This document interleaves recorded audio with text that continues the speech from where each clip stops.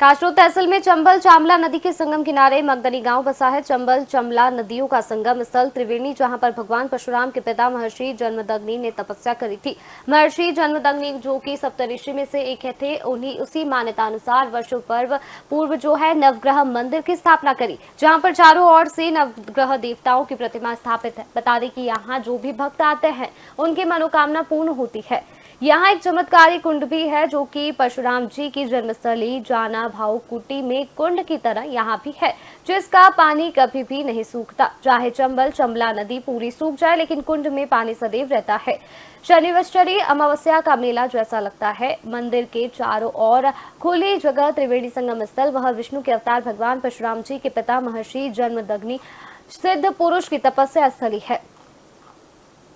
विशेषता तो जैसे जाना पाव कुटी गए होंगे आप कभी, तो जाना पाव कुटी पे भी वहाँ परशुराम जी की जन्म स्थली है।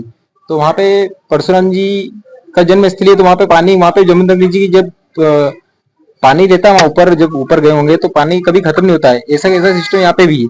यहाँ पे जमदग्नि जी ने तपस्या करी थी, इसलिए इस गाँव का नाम मगदनी पड़ा हुआ है। जमदग्नि जी, परशुराम जी के पिताजी का नाम जमदग्नि जी, उन्होंने तपस्या करी थी।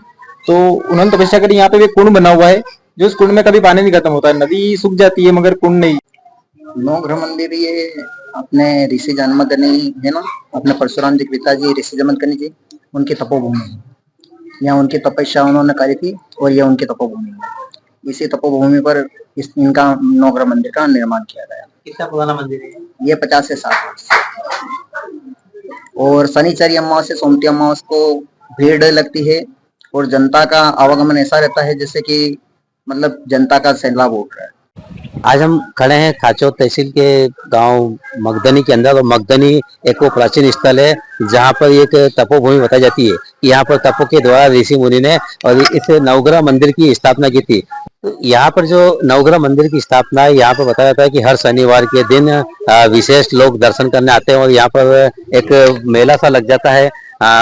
पहले एक एकांत में था, जैसे जैसे इसकी जानकारी लोगों को लगती रही और यहाँ पे इसके जो प्रभाव है बताते हैं। यहाँ पे कोई मन्नत लेते हैं या मानता करते हैं तो आगे पूरी होती है, तो यहाँ भक्त आते हैं। और आज जो एक विशेष जो बताते हैं उज्जैन की जैसा होता है, त्रिवेणी का महत्व होता है कि शनिचरी अमावस्या के दिन वहां पर स्नान करने से पुण्य मिलता है।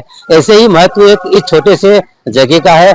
यहाँ पर ये जगह दबी हुई है, यहाँ पर हो सकता है कि शासन प्रशासन की निगाह में काम आई हो, नहीं तो ये एक बहुत बड़ा पर्यटक स्थल बन सकता है। बिल्कुल चंबल नदी के किनारे है। एक यदि सरकार हमारी चाह रही है, सरकार इस पर ध्यान दे सकती है कि यहाँ पर चंबल लिंक योजना से किसी नदी से जोड़ा जाए, तो इस स्थान को एक अपने पर्यटक स्थल के रूप में लेकर यहाँ के आसपास के क्षेत्रों में रोजगार उन्मुख कार्यक्रम को आयोजित कर सकती है, जिससे धर्म का महत्व भी बढ़ेगा।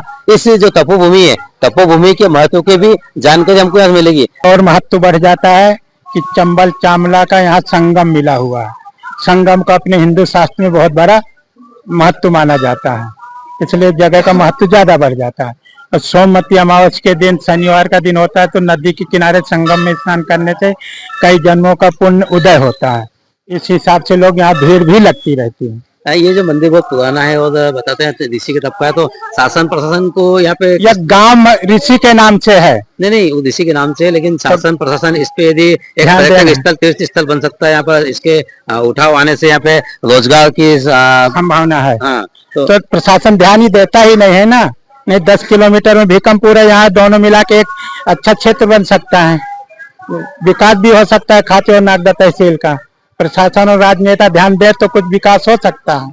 हाँ, तो जिस तरह से आपने जाना कि यहाँ बताया कि भाई ये बहुत पुराना 50 साल 500 साल पुराना बता रहे हैं कि 500 साल पुराना यहाँ पर ऋषि ने मगदनी ऋषि ने तपस्या की थी यहाँ पर और नवग्रह मंदिर की स्थापना की थी। शासन प्रशासन को इस पर ध्यान देना होगा।